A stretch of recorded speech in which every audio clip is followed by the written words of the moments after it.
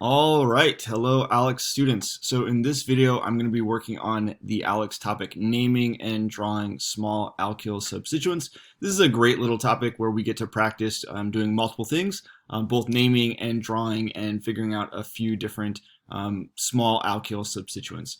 This is a requested video, so thank you very much for the request. I am going to make a point to start making videos again. It's been quite a while since I made videos regularly. I am planning to make videos twice a week, so please do let me know what videos you'd like to see in the comments below.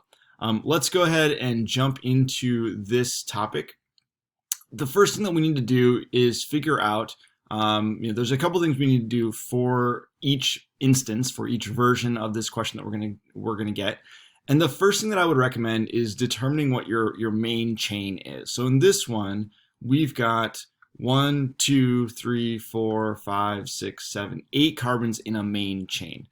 In this version of this question, the main chain is basically given to us. It's all obviously right here.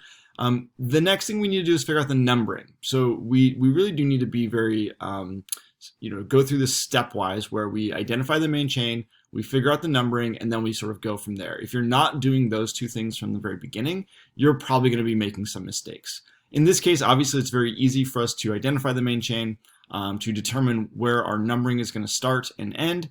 It really doesn't matter, actually. So if you choose to start, numbering 1, 2, 3 from the left-hand side and moving to the right-hand side, that's great. If you do the opposite, you choose to go from this end, that's also totally fine. So it actually doesn't matter for this specific case. Now, in other cases that we're going to look at, certainly it will matter. So I'm just going to say the left-hand side is the number 1 carbon, and then we'll just number left to right. So here we're going to have a ethyl substituent at carbon number 3. So this is carbon number 3 right here, and I'm going to draw in an ethyl substituent. So ethyl is CH2 and then CH3.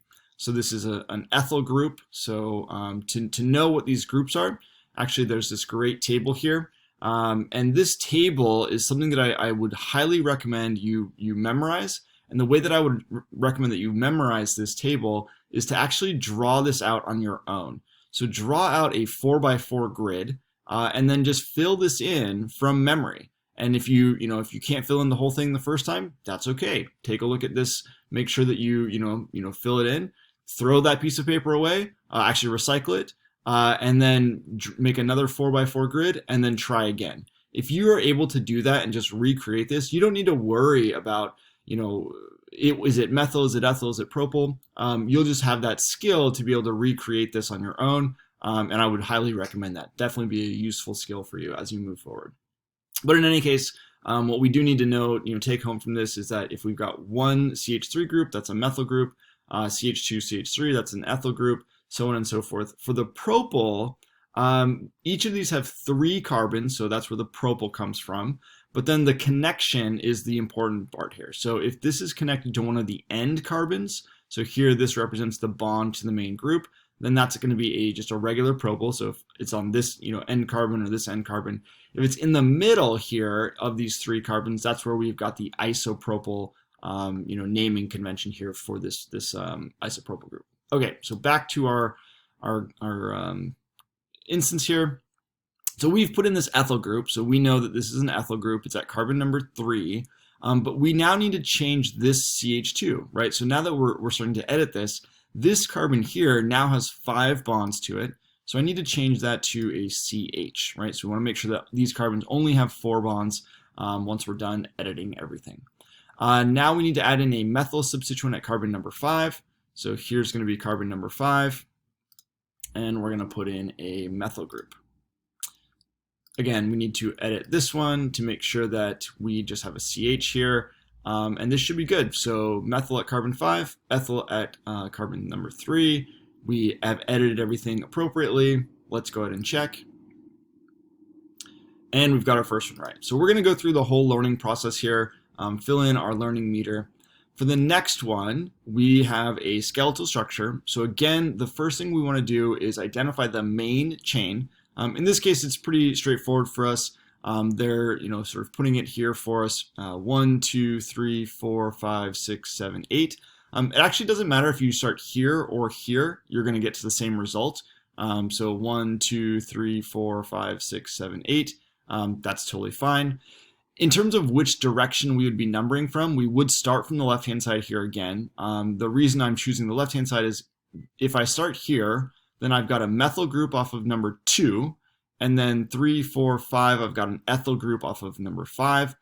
So 2 and 5 are smaller numbers than if I had started at this end.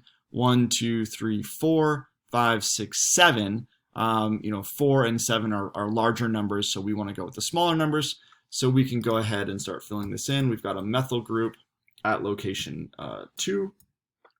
So 1, 2, that's my methyl group here that I'm identifying. 3, 4, 5, so we've got to add a row, and we've got an ethyl group at location number 5. So let's just double check everything. 1, 2, 3, 4, 5. You do a lot of counting in this exercise. Ethyl group, methyl group. Looks like we're good to go. All right, so we've just got one more instance here to go through. So here we're given a skeletal structure, and we're just going to need to draw in the proper substituents.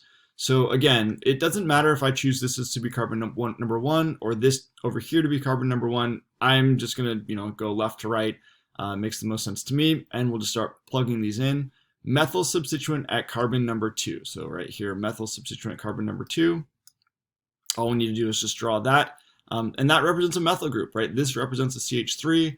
That's all we need. A propyl substituent at carbon number 5. So 2, 3, 4, 5.